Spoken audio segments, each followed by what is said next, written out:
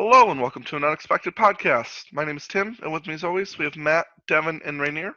Everyone. Unfortunately, Mick couldn't be with us this week. On this week's episode, we have a list from Benton Day, and then we're going to be going over the Q&A for this week. So we have a bunch of questions for you guys, and we're going to answer them. So we'll get into the list first. I'll just go over it real quick.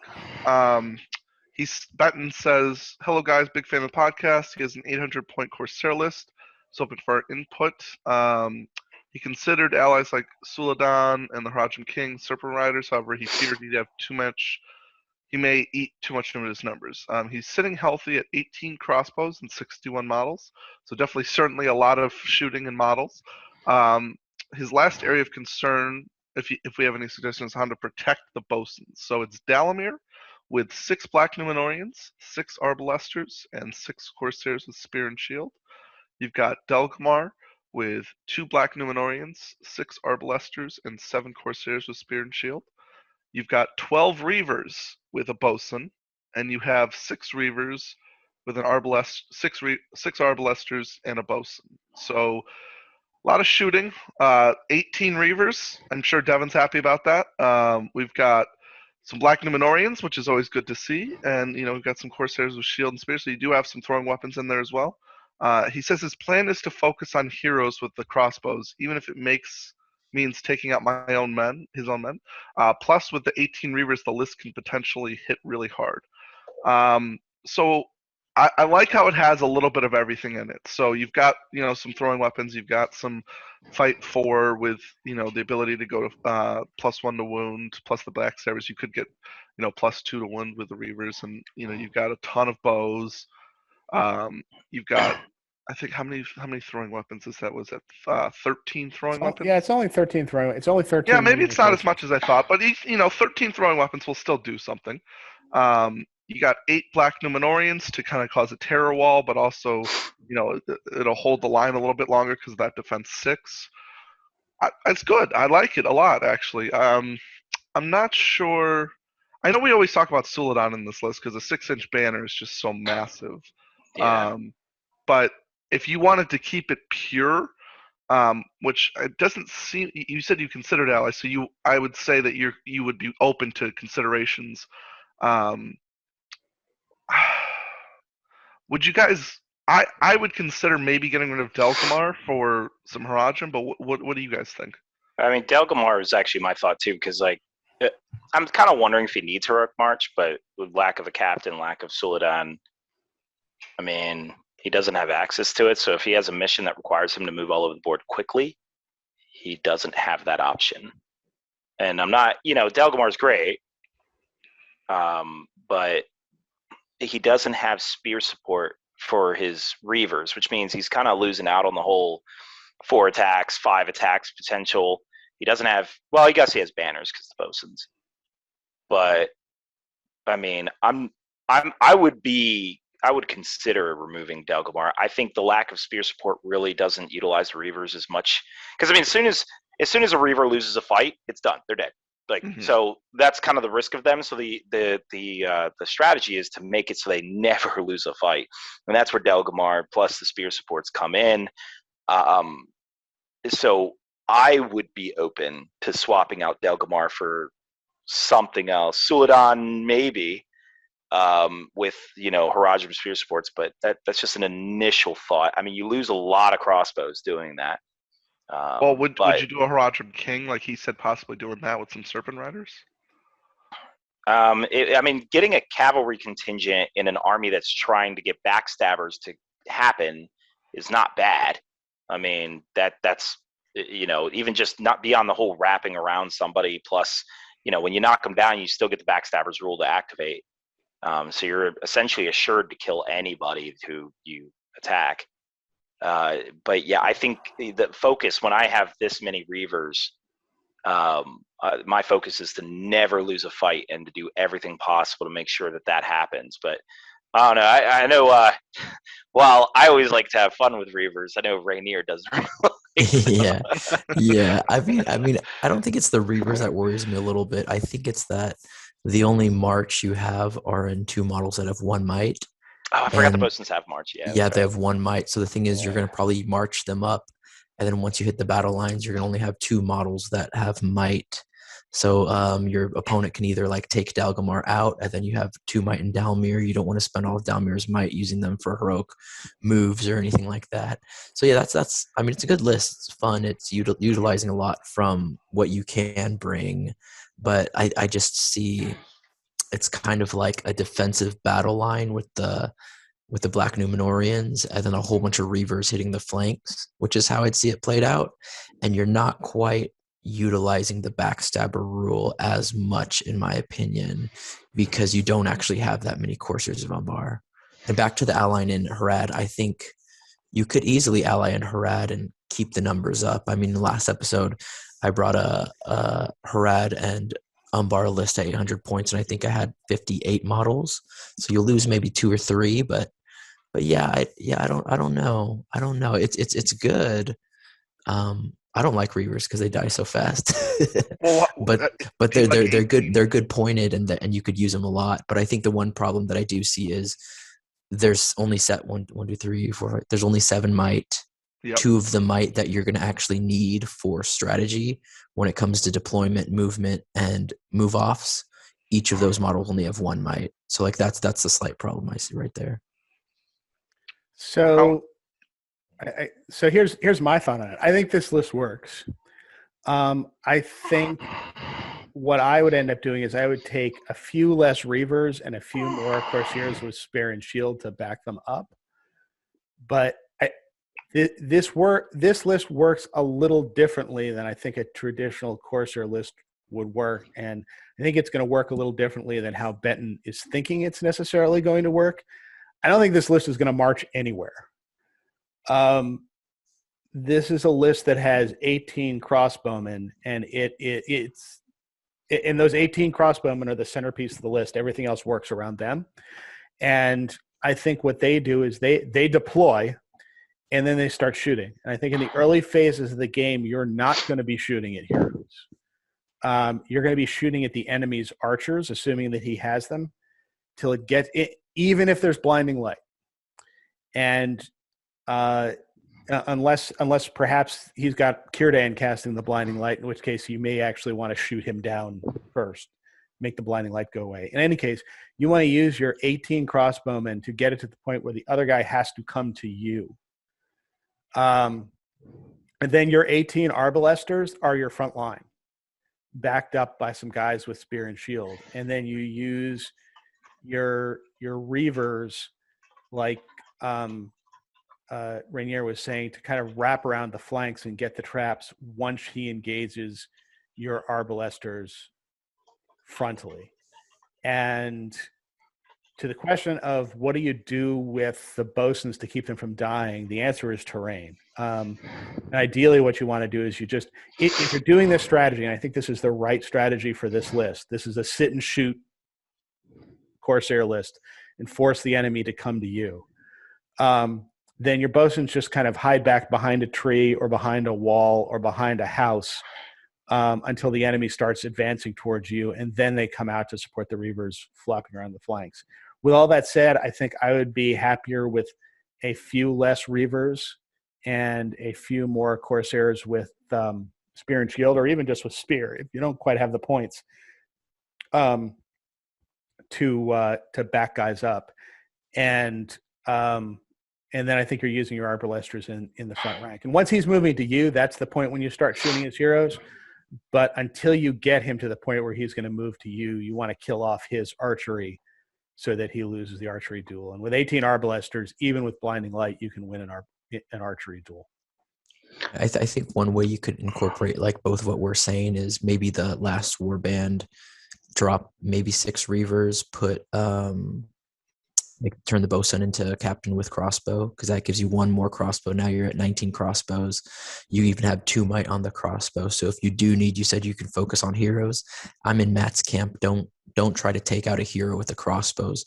Dwindle the force to where you totally outnumber the opponent once combat hits. But you could use the crossbow with 2 might to take out a hero's horse, or dismount him or something like that, and you could even spend that. But it also goes back to, you then have 1 extra might for a march or a move off when it comes in the game strategy and stuff.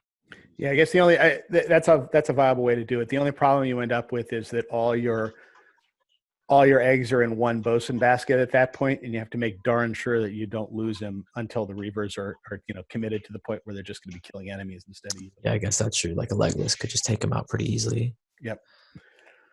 One question he asked was he has an area of concern about how to protect his Bosons. You guys have any suggestions for that? Matt said terrain, which I think is a good idea. Just typical what most people do is like make 4 or 5 in the ways. Mm-hmm. So it's going to be really hard to get to him. If you want to protect him once combat hits, which I don't think is that big of a deal, because if your guys go crazy in combat, that's fine. But one way to do that is put him behind, like I see a Black Numenorian's, like a Black Numenorian or something, support a Black Numenorian. He's defense 6. He's not going to die as easily. Plus he has terror. But yeah, once combat hits, I would say just use them. They still have 2 attacks. They still have throwing weapons, and they still have backstabbers. So like that's pretty good. And they still have spears. So I mean, you could also put. I mean, what I usually end up using the Bosons for is he just goes behind a random Reaver who needs a higher fight value and an extra attack behind him, because he also gives his banner effect to all the Reavers that are nearby. So yeah. So that's a 4 attack Reaver basically. Yeah, and potentially more attack Reaver if you've got Delgamar close to him as well, and he's re-rolling because you could re-roll one of the Reavers die with the Bosun banner, and as many other dice as you want with Delgamar. Yeah, but that said, it's a really good list. Like it's a dream castle list in a way, because you have defense 6 terror wall with 18 crossbows and just shattering stuff. And then once combat hits, you have 18 2 attack crazy, like backstabbing guys that can get 1+ to wound. So it's a strong list. Yeah. Yeah. I mean, potentially, you've got a front line of 18 Arbalesters and 8 Black Numenorians. So that's over 2 feet of front line. And that's not counting your heroes that you could throw in or your Reavers. So that's a lot of front line. Okay. Let us know, Benton, if you take any suggestions into consideration, and if you use this list, how you do with it. We're going to move on to the main topic for today, which is the Q&A. So we'll bring up the first question, and the first one is from Jordan Y. And his first question, so I know a lot of you guys probably own, so we'll say, he asked, which armies do each of you own? What armies do you guys not own? I think is an easier question. Yeah, I was going to say that. I'm like, yeah, I think it'd be easier to list the ones I don't own. Yeah. Me and Matt, especially. Actually, Rainier, I imagine you own quite a few as well. Yeah, actually, yeah. I mean, I guess I'll go first here. I mean, I own every army in the game and thousands of points in each. So I think, well, thousands. I mean, if you get to some outliers like the Army of Lake Town, probably not 1,000. But I don't own Ruffians, and I don't own. No, that's probably it. It's probably just Ruffians. It's like the only one I haven't gotten yet. I know that maybe you don't have it. That would annoy the crap out of me if I owned literally every army except for the one. You know what I mean? So you have to also understand, like, especially, usually this kind of question comes from someone who has not been playing the game for as long as I have. I've been playing this game for like 20 years. I mean, like, as soon as the game came out, 2001, that's how long I've been playing this. So it's not like, I'm just like, buy every army. No, yeah. It's just if you got to that point, though, at least for me, and I know it's different for, like, if I got to that point where I literally own every army but one, I'd be like, I gotta buy that army now. Yeah. No, yeah. I mean, Ruffians are like another one I'm going to end up buying. My issue is I'm not a painter, so Yep. I have to. I was going to ask how many of those armies were actually. Yeah. Well, actually, no. Matt, more than you might think, because I do commission. So I have 3 people I pay to paint my models. So a lot of my army is actually painted. A huge majority of it is actually painted, but only because I don't paint it myself, and I can just be like, here's the army, give it back to me when you're done. So, and then because I have this habit, I go to tournaments where I always change my army every tournament. I try never to bring the same army twice unless I just really like the army. I try not to do that. So because of that, I have a constant need to be like, oh, I want to bring this army, but it's not painted. And like, I'll go through that, and then I'll be like, all right, I hand it off. And then I say, paint this. I want to play it in the future. So, yeah, I mean, I would say I have more models than not. And only because I'm technically cheating to get them painted. So. Okay. Oh yeah. I'm kind of in I'm kind of in like the same situation. Like this seems like a meeting where we're like alcoholics of the game right now. It's like, hello, my name is Rainier. I've been a collector for 20 years. I have a problem. It's been 2 months since I bought another army. Like 20 minutes since I ordered a figure. I'm kind of in the same situation actually. Like I'd say, I collected since it first came out. I even collected before I started playing the game, and yeah, I'd say I own about all of them around like 1,000 points, 800 to 1,000 points. Besides the newer stuff, like the Forge World, that's when I was like, no, I can't do this with the Iron Hills. So I'd say I have everything but the Iron Hills, Gundabad, and some just other armies that I don't really like that much aesthetically. So I sold them to trade for other ones. So I don't have Agmar and I don't have Ruffians. I think those are like the 4 that I don't have, and I don't have Lake Town anymore either. So like the newer things, and then the Forge World models, like the new ones that are coming out, like I just couldn't catch up with. I got to get all the Rohan heroes, Gondor heroes. So yeah, I have more of the old stuff. Okay, Matt, your list or collection? I think between Evan and myself, and our collections are kind of fungible. I think the one that we don't have is Cond. And so there are some lists in there where, I don't have, quite the whole range, but for a good number of them, I've got or have access to, pretty much the whole range of. Wait, you have a Ruffian army? I have Ruffians. So I have, I think, like 2. So I guess we got to define what is an army of. Yeah. I mean, Yeah. I have Ruffians. Like I have I don't know, 20, but that's hardly can I say it's an army of them. But I mean, I could put a small Ruffian army on the board with 20 Ruffians. I have all That's the hero. I have all the heroes, and I have Sharky and Worm, and you do not have Harry Goatleaf. I'm calling it. I do not have Harry Goatleaf. Yeah, you don't have lying. I do not He's have a fake. Barlaam. What's the point of playing them without Harry Goatleaf? He's not integral to the list. Blasphemy. So I mean, if I had to, I could put a small Ruffian army together, especially if I'm going to throw in Ted Sandeman and the Hobbits and stuff like that. But the one thing where I really couldn't put any type of army together is Cond, where I've only got like a couple figures and I have 1 king on a chariot, and that's about it.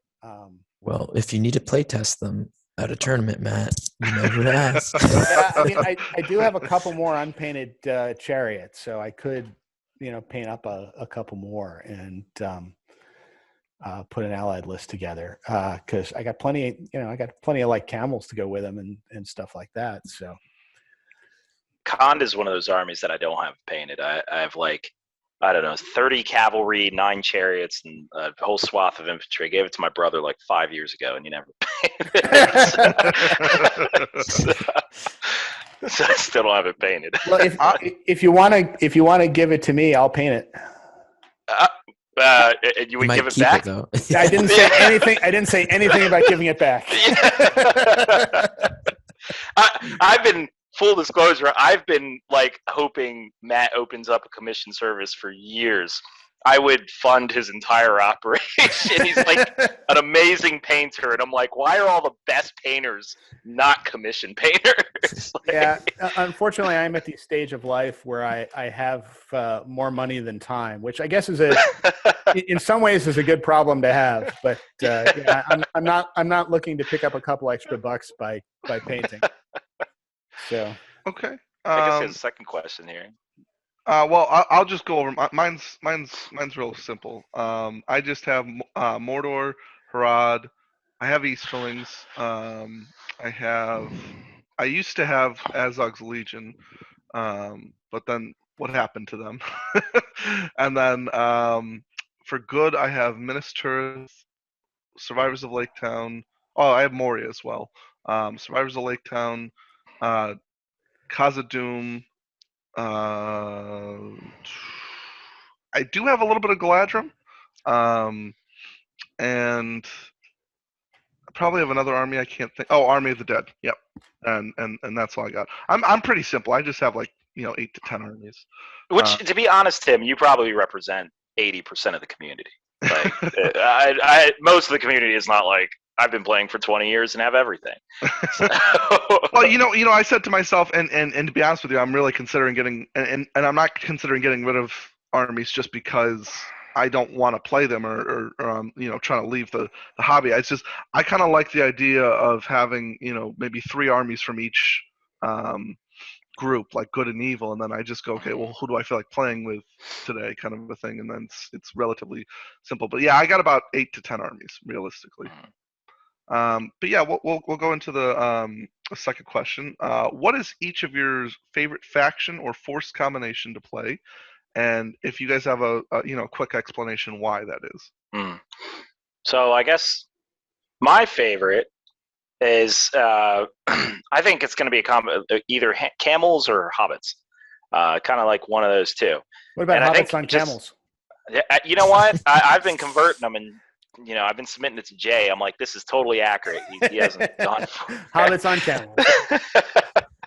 But yeah, I mean, those two forces are my favorites. I mean, hobbits, I think because they're so ridiculous, they're clearly an army that should never actually be an army, but I'm glad they are. I'm glad they are an army, but like, they're just funny. Like they're like have flowers and crap, like dogs. Like just kind of this silly force There's that like really 120 of them. Yeah, and it's kind of amusing to watch them fight sometimes because they die so fast, and I don't know why it's not a funny thing, but like to watch. But like it's like they're just like this army of like I don't know. I don't have a good way to describe it. Doesn't sound awful, but like it's just this. They're a funny force, fireworks, and the absurdity of it. It really is. I agree with you though, like with the dying, because I've played against them and it's like for Frodo. Yeah, exactly. Like literally, that's exactly what I'll do. I think even my game against you, like my whole right flank Rainier was just like charge, and they just died. Dalgamar was just like slaughtering them with basic Corsairs, and I was like, this is fun. I'm gonna lose this game, but this is a blast. I'm like running away with these little things, trying to find escape routes. They're getting away very slowly. It's very amusing. I don't even know why. Like, just the challenge of being like, oh my god, they have the relic like 24 inches away. It's going to take us all game to get there. So, and then the camels. So the camels function in this game the way that, and I get that this probably wouldn't be practical the way the game is designed, but they function the way I wish all cavalry function. You run over things and things die. They represent kind of what you see in the movies, that Charge of the Rohirrim, where you hit them and it's over. I do wish that cavalry in a large way function like that. Now, obviously, like I said, that's a huge adjustment to the game to do that, but I do like that a lot. That when I charge in with camels, it feels like a cavalry charge. So I just have this image now in my head of Devin sitting there playing with his little hobbits and cackling with glee every time another one dies. It's a weird description. I'm just like, should I be describing it this way? But it is funny. Like, I don't know why, but like when you just get totally mowed over, like it's just like this army really shouldn't exist. But it does.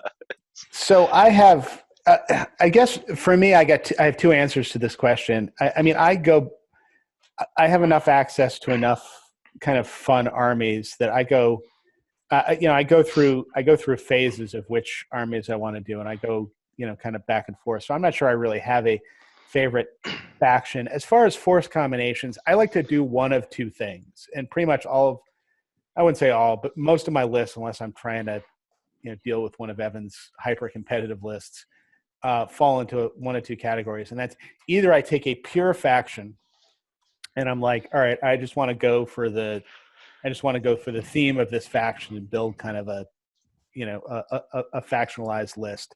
So, pure Easterlings, pure Lothlorien, pure Angmar, something like that.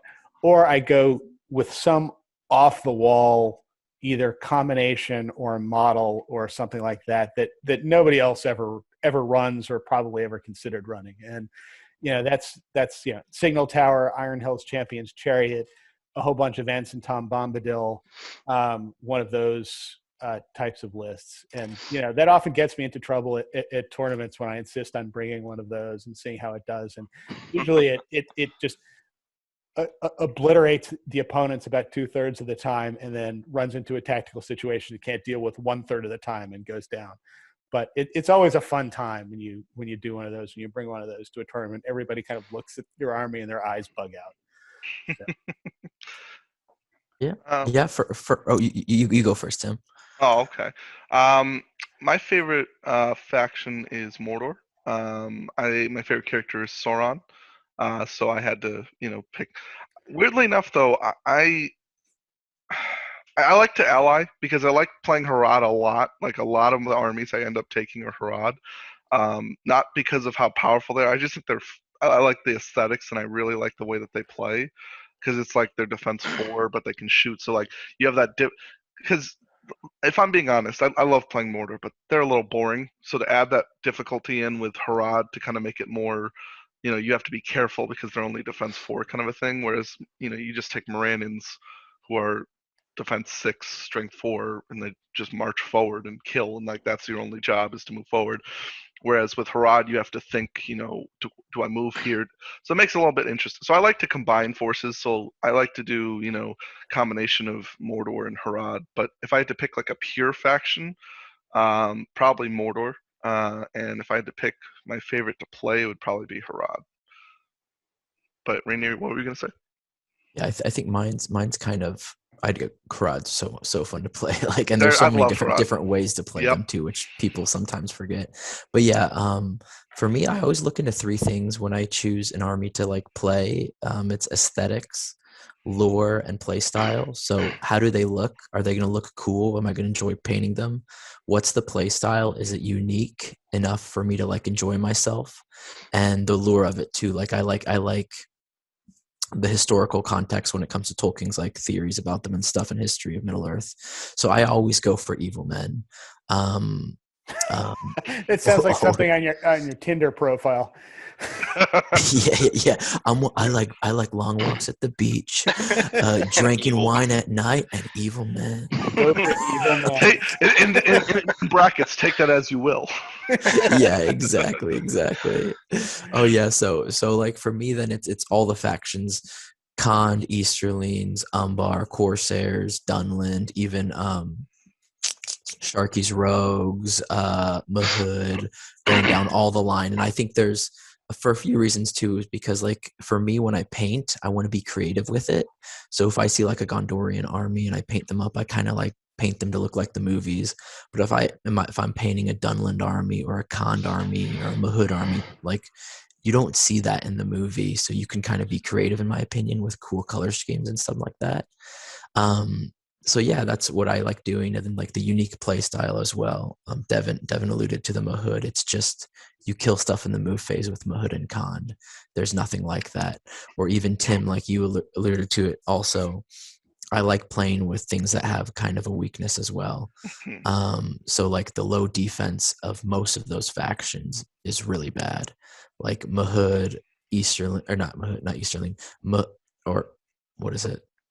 Khand, Corsairs, Haradrim, like they're just low defense, but in a way it makes their powerful punch even stronger. So like most people look for a balanced list. I kind of look for an unbalanced list because it makes me better playing with their weakness, and it makes their power punch like even that much stronger. So that's what I enjoy. And I like bringing to I know a lot of people like bringing like named heroes from the books or the films. I like bringing like no named heroes because it's just cool. You got to like come up with your own story. Like, okay, who is this? Maybe he's like a Haradrim chieftain from like a tribe from the far Harad. Paint this warband a color scheme. Then this Haradrim warband comes from the sea. Paint them in like a blue color scheme. So it's just creativity. With He's it. rising up the ranks, kind of a thing. Exactly. You bring battle companies to a tournament. Admit it. You watched Mulan and you went, I want to have a nobody turn into somebody. What? Exact. And I wasn't talking about the army. I was talking about myself.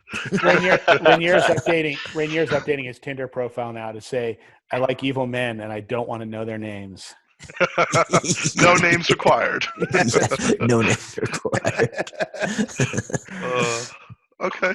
We'll move on to the next question, which is from Orc Stew. Love the name. Just so you know, Tim, when after you read the question, go ahead and pull the question down, just because we might as well have, pull it down for more interaction than just looking at the question. So after the question's actually read. Yeah, Devin wants everyone to see his beautiful I want, I mean, like, what is the point of being this gorgeous if, like, no one wants to? Okay. All right. So the first question from Orc Stew is, could you explain the different international tournaments, what they are and how they work? He's unclear on what exactly Articon Nova consists of. I am only in the U.S., so I can't answer this question, but I know there are some people who have traveled here, so if you guys want to talk about that. Is there anybody here who knows What was anything his about Nova? follow-up question, too? What roles do you guys play in these events in the community, besides being great players and podcasters? Do you play a part in organizing these tournaments? Are you referees? So all of you, except for me, can answer that. Well, but before we start, I'd like to first say congratulations on that amazing name for your YouTube. Orcs too. That's just great. All right, so I might as well go ahead. Hey, you should probably start. Yeah, as Matt pointed out. You sure Devin should start out of everyone here? I'm not so sure about experience. that. What's no Nova? experience. What is Nova? Like, who even talks about that? So for those of you who don't know, because I know I've like disappeared and died, but I'm actually the host of the Nova Open, which is like kind of the largest tournament in America. That's kind of sort of the national championships, I guess you can say, is what it's sort of turned into for Americans in general. And I'll get to the other tournaments, but essentially the Nova is it's like a multi-day convention, so it's kind of unlike what you see over in Europe. In Europe, generally, except for Articon, most of them are kind of hosted in like a school or something smaller, like a church or whatnot. In this one, it actually takes over an entire hotel. The hotel is reserved just for the Nova Open. Now, don't get me wrong, it's not all Lord of the Rings players. There's actually 30 different game systems, but essentially those 30 game systems are scattered throughout the building, and you have an entire weekend, usually from Thursday to Sunday, playing all these events. Now, this is pretty unique in America. So for those in Europe and who have not seen this type of thing, that in America, we're so spread out that it's actually less practical to host a small event and more practical to host something that everyone flies to. So that's why you're seeing more of that. The 4 different events are all totally different, from thematic to competitive. And the competitive GT, what's unique about Nova is that the terrain is kind of like dioramas. It's like realistic versions of scenes from the Lord of the Rings, which means, though, that it actually kind of adds in variables that make Nova a little harder in some ways. And to very quickly answer some of the others, Articon is kind of now what it has become is sort of the World Cup for all the world. And so every single country goes there. Unlike Nova, where it's like a traditional GT, where you compete only for yourself and your score only applies to yourself. No, Articon, you actually fight as a team, which is actually quite the appeal of it. So you're actually going to see, I think, the most in the world of any tournaments, like 240 players, I believe the year before, was the amount of players that attended. And you have every country represented. You play in teams. Your team score gets grouped together. It's a little more complicated than that, but essentially it's like that. You fight it out as a team, and it's a wonderful event. It also has multiple different events. However, unlike Nova, it is just Lord of the Rings. So it also takes over a small hotel, but it's purely just Lord of the Rings theme. And then you're going to hear of a few others. and I'm going to very briefly touch on those, unless anyone else wants to discuss them longer. But the ETC is a team event, but probably the most competitive. So Articon is more like bring your friends. ETC is like, no, this is the hardest competition you're going to have, and you can only bring 4 players. And so it's a lot more serious. The Warhammer World GT is the Games Workshop sponsored event. The problem with it is capped at 100 players, because I'm sure they can get a lot more than that if they could have the space. But essentially, it's an individual event. You play it out. You go for the, that's also a prestigious event. And then you have events like Throne of Skulls, where it's a lot more thematic, and that can kind of go into an event that Matt runs. So I think you covered like pretty well, like the European or at least the British kind of scene, and Nova's kind of like the biggest one in all of North America, I'd say. Even the Canadians come down. It's like the big mecca of North America. It's the Super Bowl. It is the Super Bowl. Like everyone trains at their local tournaments to prepare for Nova. But I think when it comes to the American scene, each region does, I would say, 1 to multiple events, but there's always one grand tournament or like big 2-day tournament. I know in Pennsylvania we do an unexpected tourney that happens once a year, and that kind of, and then Shadow in the East, Matt does Shadow in the East over in Warwick, and then you have people doing Ringo South in North Carolina. Those are like the big once a year events that are kind of modeled off of Nova, I'd say, and they get like maybe 20 to 30 something players, but it's kind of like those big kind of regional ones that people travel to. And I'd say like each state that has players usually has like one of those big ones once a year. Yeah, I mean, I will say Shadow in the East, which is the one that I run, at least the last couple of years, we've gone to a different format, and that's we do a narrative format. So the idea here is this is less individually competitive, and what we've done the last couple of years is we basically have 2 teams. We have the good team and we have the evil team, and those teams will square off against each other, and we'll have different boards representing different areas of Middle Earth, and you vie for control over different areas of Middle Earth, and the areas will kind of pass back and forth, and there's usually something going on in the background. There's some sort of narrative event that's going on in the background. Like one year, it was the ring was progressing to the ring was secretly progressing toward Mordor, and the evil team, kind of wasn't aware. Well, it's the good team trying to get the ring to Mordor, but the which evil was team, nuts to me because it was given to the Fellowship. I gotta be honest. I was a part I'm like, of the how evil is this team. a secret? I gotta be honest with you. I was a part of the evil team. I was with a bunch of. None of us had any idea about this. Not a clue. Nobody picked this up. We genuinely had our idea. Like we were told. I think it was, what was it, man? If you killed all the hobbits, or the person who so the Fellowship was in play. So the Fellowship had the ring, and everybody knew. The Fellowship was like kind of moving from table to table, and what the evil team was told was, if you kill Frodo, and you basically you perma-kill Frodo, i.e., he doesn't. There's a system where the Fellowship folks could kind of recycle back using fate and stuff like that. But if they perma-killed Frodo, they got the ring, and then whoever killed Frodo would have Sauron in their army. Yeah. But the evil team did not put together the fact that every round the Fellowship was advancing slowly toward Mordor. It's oversight on our part. It's really bad. It was really bad. It like literally the Fellowship player was going directly to Mordor, and everyone was like, "Where's the ones with the ring going to Mordor?" I'll be honest with you. All of us, we were just concerned about our matchups. So like we were moving people, like who we want, like what's the best matchup. We didn't consider like what's the objective. Like, oh, we have our objective. What could their objective be?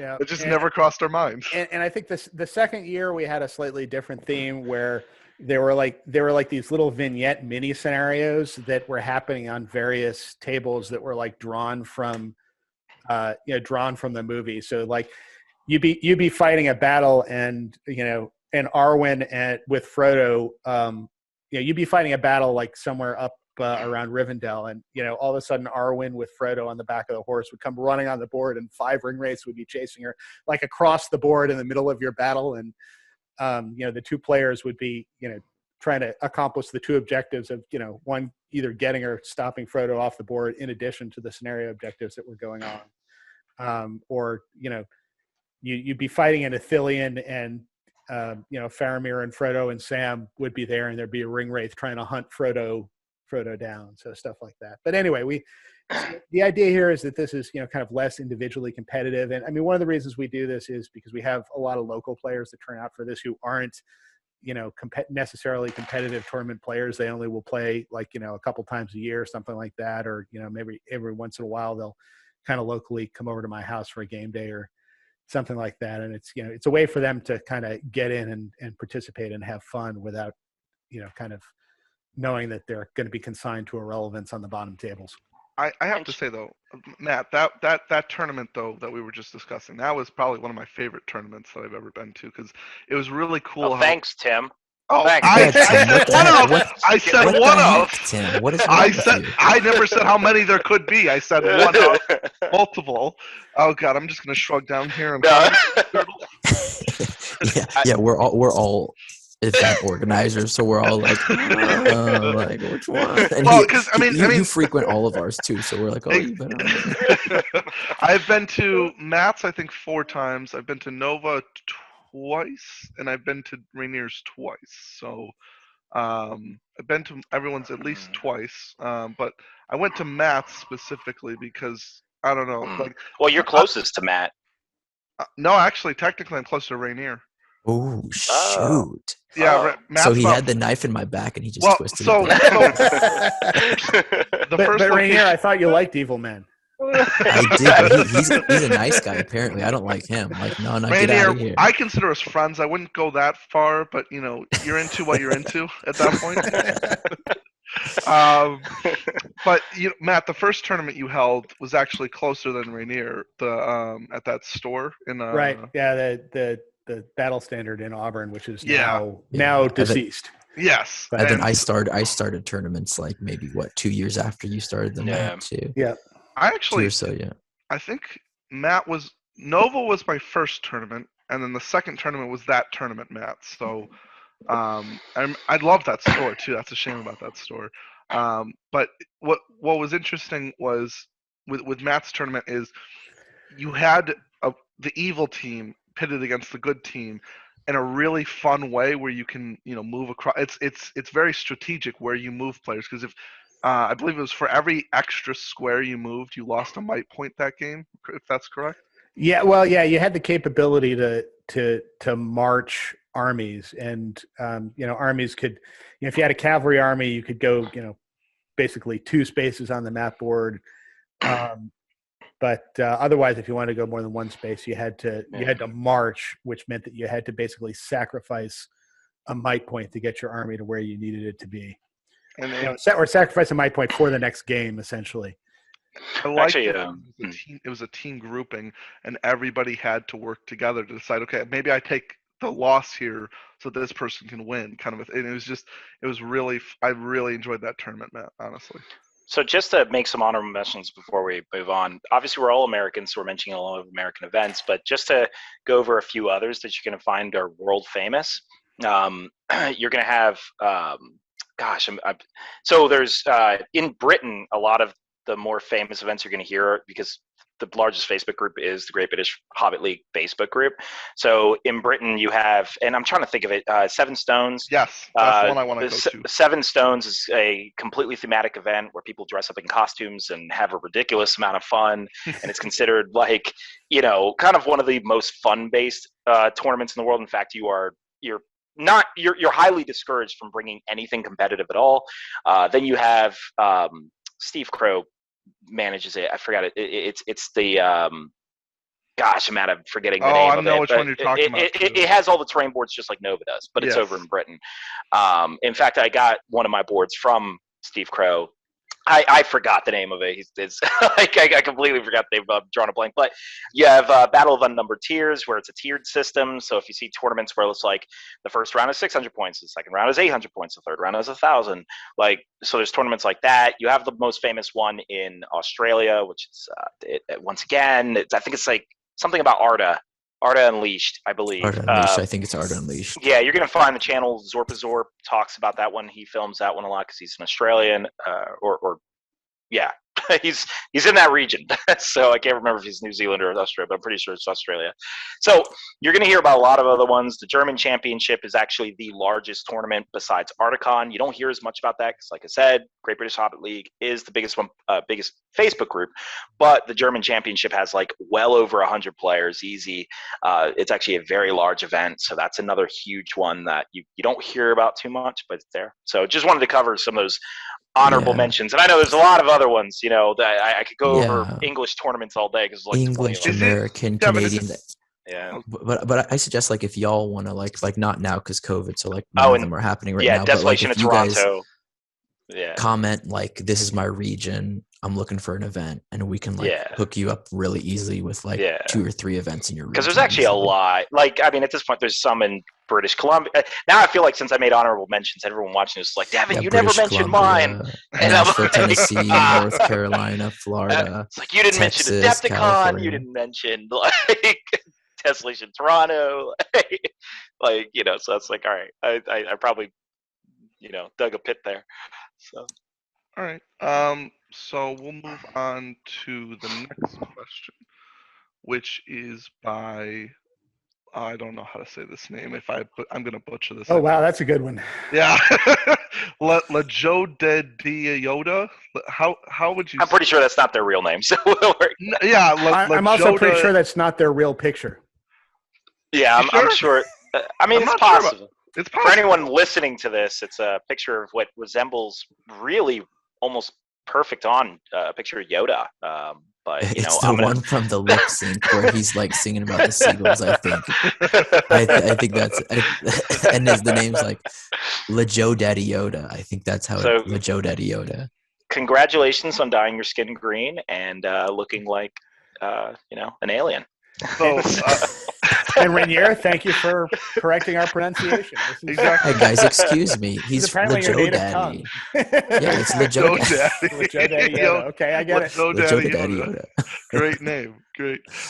His question is, he wants help with an Azog's Hunters, maybe allying with Azog's Legion at 700 to 800 points, and he's new to the hobby and a little bit lost.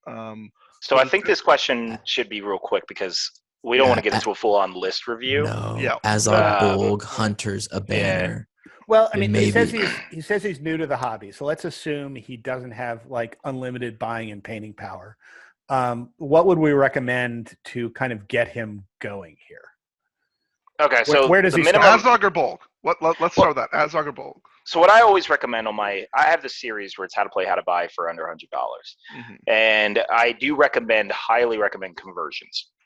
I just think it's the easiest way to get in, especially against some of these like other armies. So Bolg and Azog are going to run you probably $40 just to purchase them. If you're trying to save, right? Yeah, and that's each. Yeah, so you're probably going to have trouble. Like, let's say your budget is $100. You're new to the hobby, you're just trying to jump in. You're probably have a little bit of trouble with them. You're probably not trying to play competitively, but instead just trying to get started with the army. Honestly, I always say paint a hunter orc to be very different from the rest of them. That's a captain. Perfect. Then get some of the cheaper captains, like I believe, trying to remember the names. Fimble is mounted, so anyone that's mounted is going to be more expensive. But the ones that are not mounted, like I forgot his name. He has a bow. Narzug? No, yeah, Narzug. Yeah, right. Yeah. So Narzug, you know, he's probably going to be like $20. So maybe that's your army leader. Maybe you start with that and just get used to this whole concept of a swath of hunter orcs.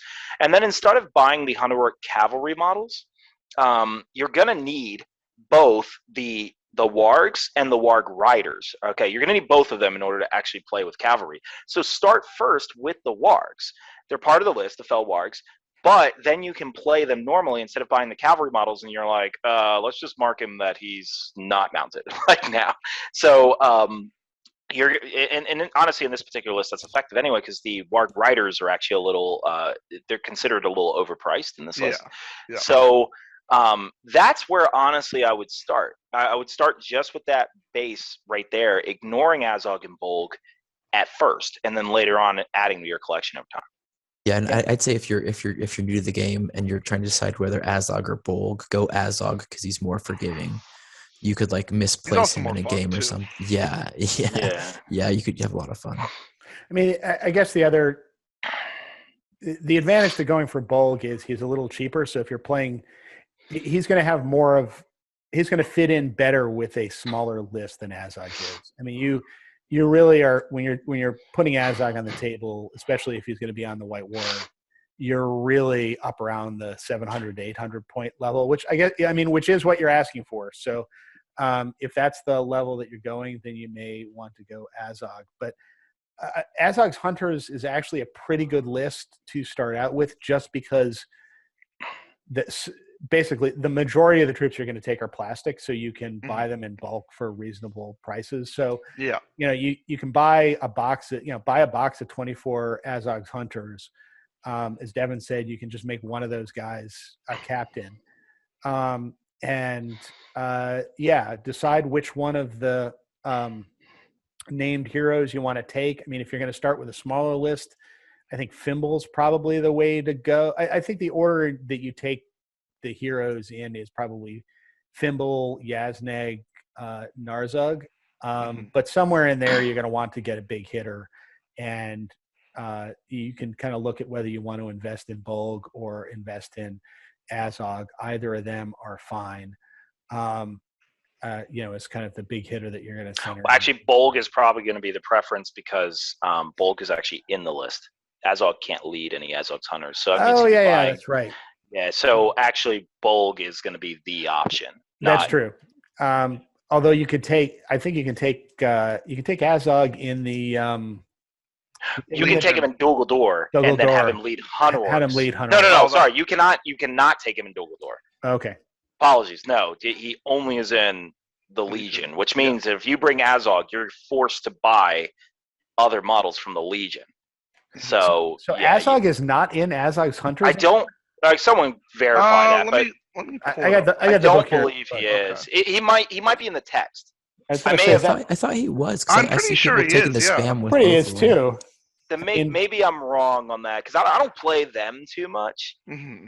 But But yeah, I'd say too a good thing about playing them too, if you're on a budget, is their uniforms aren't uniform. Yeah, like they just look like a ragtag bunch. So you could even and they're very affordable too. Easily. You get 24 for $50, so it's very reasonable. Really Azog's Hunters. This list may include Azog. Okay, then we're good then. Yeah, his profile's not in Azog's Hunters because he's in. It's already done. Is in Azog's Legion. He just doesn't get Master Battle is the whole thing, so which is fine because he's got 6 mics. So then, in that case, I agree with Rainier's advice that Azog might be the better bet. Yeah. Mm-hmm. Okay. So we'll move on to the next question, which is from Richard Blankenship. He has 2 questions. First one is, what is our favorite rules in the current edition? So, for example, universal special rules, missions, legendary legions. And his second question is, one change each of us would like to see in the next edition. Mission design, army, unit rules, the way that rules interaction is handled. So I'll start off with Devin. What would you want to do for those 2 questions? Man, that's all right. Those are one of those questions you want to think about a little bit. Yeah. But, all right, favorite rule in the current edition. I mean, I can pick one that I think this game would be terrible if it didn't have might, and the interactions involving might, and the power to interrupt or interact. It's your ability to interact with what is going on. You play 40K, and it's like, all right, I'm going to go ahead and grab a cup of coffee and let me know what died. And it's almost effectively like that. That's like 7th edition 40K. I haven't played 40K lately, but I'm pretty sure it hasn't really changed. The whole concept behind might, which is why I'm glad that they put it in battle companies in a little bit more abundance. The whole thing about might makes this game go from, it's Lord of the Rings to this is actually a very strategic game. The resource management, all of that, might is by far probably the one most fantastic elements in my opinion. And glad it's never been removed in all these editions. So now, if I could see a change happen to future editions, man, all right. Admittedly, there's a bunch of them. I think the game has gotten to a point where it's too complicated. To introduce new players to the game, it's like you have to take them in stages where it's like you just have so many different stages. I think simplifying the things that don't need to be there, you know, and that's a very broad statement, but let me go ahead and just introduce one. I would say, and let's just go with special strikes. Let's just say, you know, because it's an element that isn't really improving the game. So I would say if you didn't want to remove it, reduce everything in the game from a blunt weapon to a sharp weapon or whatever. Obviously, you wouldn't call it that, and then it has a very passive effect. Very passive. Or if not that, then just remove it altogether. Things like that. Channeled spells. Why does it exist? It isn't doing anything. And I get it, it's not hurting anything, but what is it doing? It's an excessive rule. Just remove it or do something interesting with it. Because as of right now, I don't know what really we channel other than maybe one spell here now and again. So having all these options is fun, but it is it does get to a point where you have a certain bandwidth, especially for new players, a certain bandwidth of knowing like, okay, these are all the different interactions I can think of. I think making sure you allocate that bandwidth to things that are actually making the game enjoyable is the right way to go. So I would remove anything that is complicated, like special strikes right now, that is not actually adding to the game. It's just like, oh, by the way, you can do these other 20 things if you really want to. So that's my thought. Okay. Rainier, what's yours? Yeah, so I think my favorite part of the game mechanics is the fight phase. I know so many other games, you basically just take turns punching each other, and whoever gets to punch first usually wins. So, yeah, in other games that I play, it's like, okay, like here are my attacks. I roll 8 dice. I took out like half of your flank. Now you have 4 dice. I took out a quarter of your flank. Like the ability that you both are fighting at the same time. You both roll a dual roll to see who wins, and then you strike. I love that mechanic. First, it gives a more balanced feel to the game, and second, the models are so, you take all the time to paint them. They're really expensive, and they don't die as easily as in other games. So I'd say my favorite rule would be like the fight phase dual mechanic, just because it just balances the game out so well. What I would change, I kind of agree a lot with what Devin says. There are all these little tiny like even the rule changes with all the FAQs and the different like things. We talked about it with, shoot, I forget what it was, with the horse and the black dart and stuff, and you can't fate roll stuff like that, like it's those all these type of exceptions. things. Yeah, Exactly. And those type of things is when you see at tournaments, and we've talked about, we've all run tournaments, we've played in them competitively. Sometimes you see people just win the game because they knew the rules, or they win the game because they take advantage of someone else not knowing the rules. So I'd agree with Devin, like simplify it in some ways, and don't have this like layer of rules. Like, okay, this is what the rule is. Oh, let me open this year's FAQ. Oh, what does it say in this FAQ? Like, just simplify it a little better for like a universal play for new players. Yeah, that's what I'd change. And then I would also change scenario play, because at low points, shooting armies are way too powerful.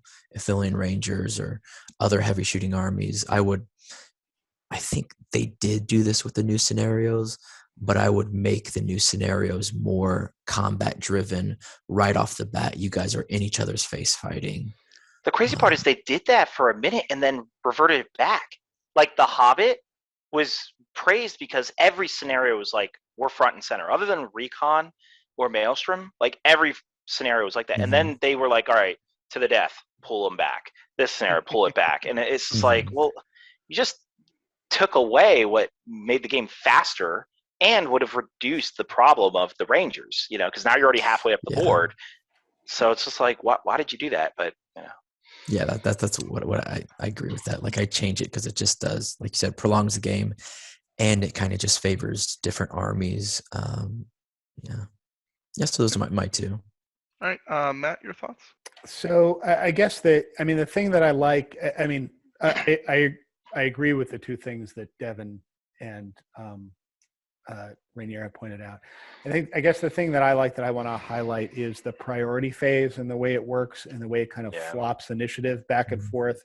I think that's a great mechanic for kind of putting a lot of strategy in a way that kind of mirrors kind of the shifting of initiative in combat, kind of the ebb and flow of combat, and puts you in a situation where you always have to, when you're putting yourself in a tactical situation, you're always accepting some risk. When the cavalry charges in, there's always a risk that they're going to get countered the next turn if they lose initiative, and I think that's a great mechanic.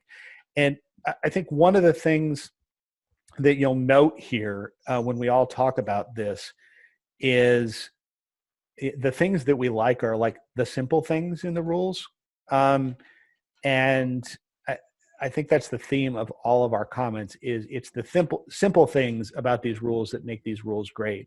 It's the complex little nitty gritty details are not what make these rules great. And they, as the others have said, they often get in the way of having fun. And I guess my add to things that I'd like to see change are when they go through the rules again, I'd like them to go through and find as many as what I call the traps for the unwary, which is something that kind of Rainier touched on, which are the rules that basically give someone an advantage just because that person remembered them.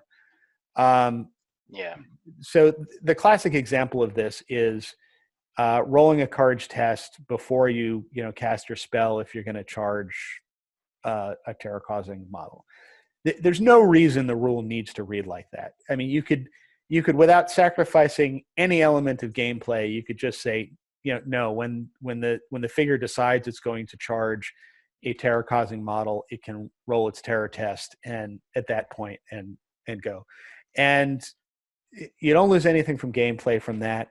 You lose the situations where somebody says, "Oh, I forgot to roll my terror test. Can I roll it now?" Which you really should be able to, because nothing on the game board has changed. It's not like you've failed to make a decision, then I've, because of that, made counter decisions.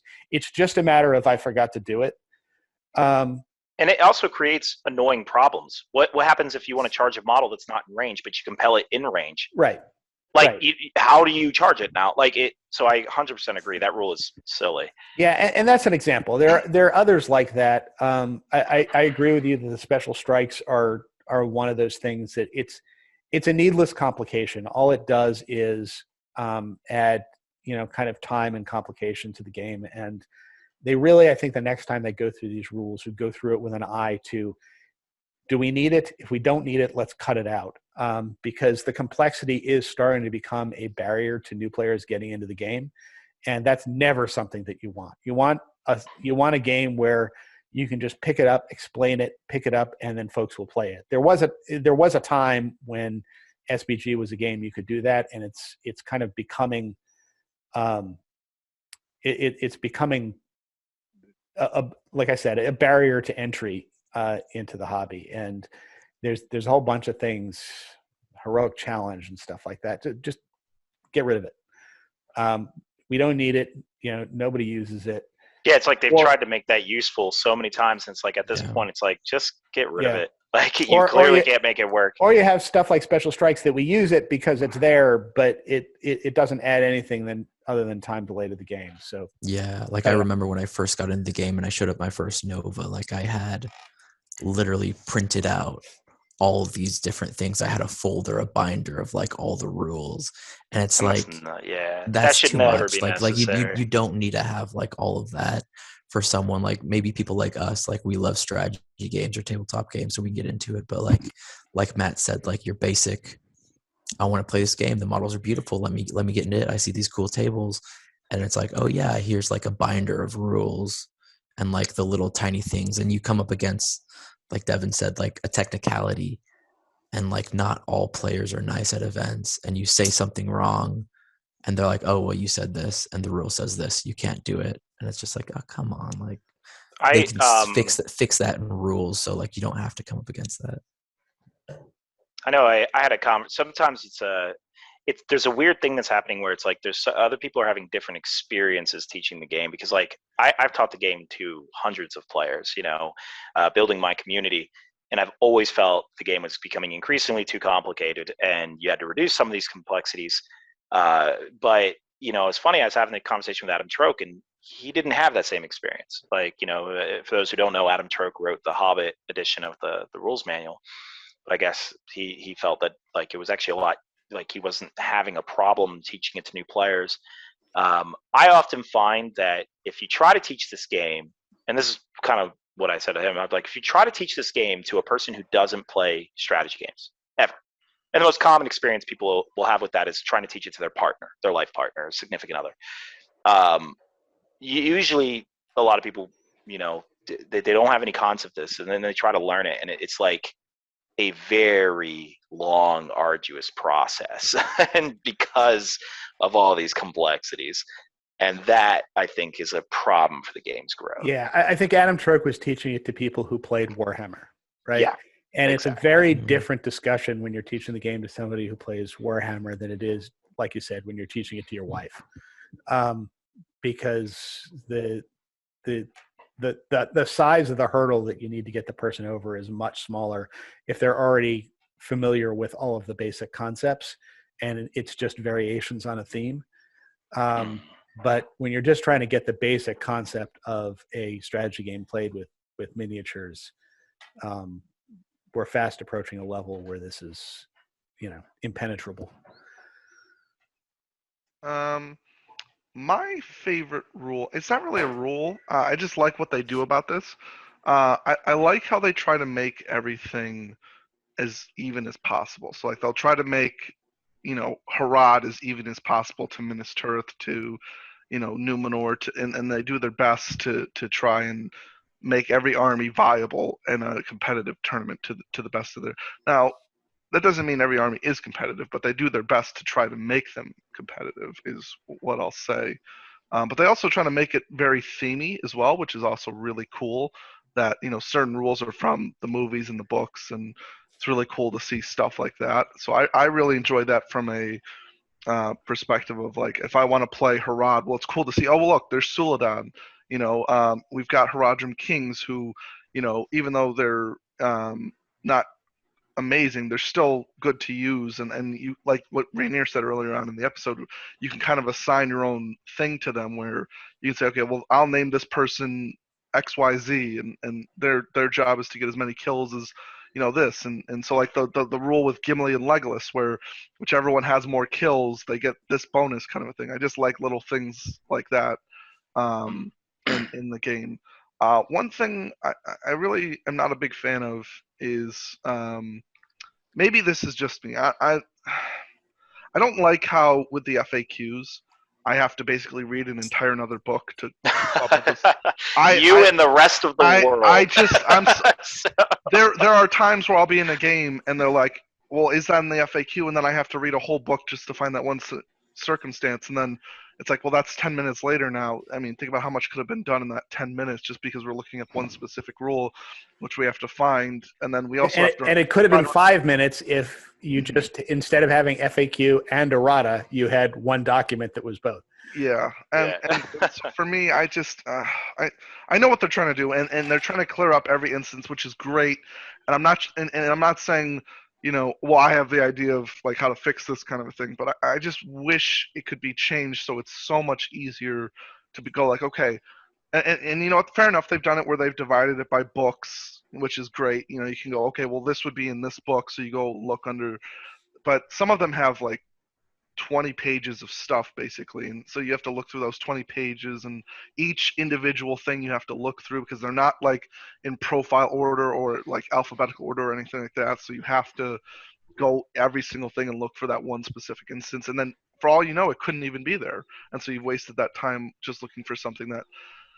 So the FAQs are just difficult during a tournament kind of situation where you want to just play the game, but then someone might be like, well, isn't that in the FAQs? And then you look through, and it's just a lot. Yeah, I agree with you. Even from like a tournament. Oh, sorry. But no, go ahead. Even from a tournament organizer, like even if you know the FAQ, it's very rare that all of the members that attend the tournament will know the FAQ. I don't know. Or they're read it. Yeah. So actually, for a tournament organizer, it creates a situation that is horrible. It's a new player going against an experienced player, and they do something that's stupid. And because it's the Nova Open Grand Tournament Final round, I have to say, yeah, that changed. Mm-hmm. So then do you take it back and allow the player to go, or it's the final round of this major tournament, like you should have done, like it creates that interaction. It's the worst feeling ever. You can feel someone's just heart drop when that happens. And you're like, I cannot believe I can't take that back because you just didn't know, especially if like it was something over a turn ago. There's also that species of player out there who will basically try and convince their opponent that it's in the FAQ. Even though they know darn well, I know. Even though they know darn well it's not, but they're betting on their opponent to not want to take the time to look it up. And you either have to get into this mode of, all right, you say it's in the FAQ, show me. Every time they do that, it sucks when you're at like major competitive tournaments like Articon, or even sometimes not Nova so much, but like Articon, and it's like each time your opponent says something, you're like, I do not trust you. Can you show me that? And you can even catch them. You can be like, oh, can you like point me in where that is so I can look, because I have the book right here. And they're like, oh, actually, I think I was wrong. And it's like, yeah, you were wrong. But like it brings up those. Like you said, there's a special species of them. Yeah, and they will show up to Articon. They come crawling out and stuff. Like it's like the worst part about the that. dark abyss. The worst part about that is time is a weapon in major events. I can burn through your time just referencing FAQs. Is that an FAQ? Let's look that up. Yeah. And if you don't have an iPad ready to go with a search and find function, I'm going to wipe your time out. So, and I don't use this trick at all, but that's one of the things that I've had to do. There are analyses that I have to go through in my head where when someone is referencing a rule, some obscure rule, I have to analyze, is this worth the time it will take to investigate it? Or can I just let them have that victory? And there are literally times where I've had that where I'm like, I know they're wrong, but to prove it would take too much time. And so you just hand them it. But that's an analysis that should never have to be made. And that goes back to the difficult part with the new players, because it's like, we know this because we've been around the scene for so long but like a new player just doesn't know all those layers of rules. So they can get taken advantage of, or even they can just get confused, or not just new players, like any player. It's just, I don't know. We're all like bashing it, but on a positive note, what Tim said about like all the armies being viable, like I totally agree with that, Tim. Like you can literally bring any army and place top 3 with it. Like I love that aspect. There's some power building with lists, but like you see people taking anything and winning with anything. And before anyone thinks we're just bashing the game, like obviously we all have a positive note too.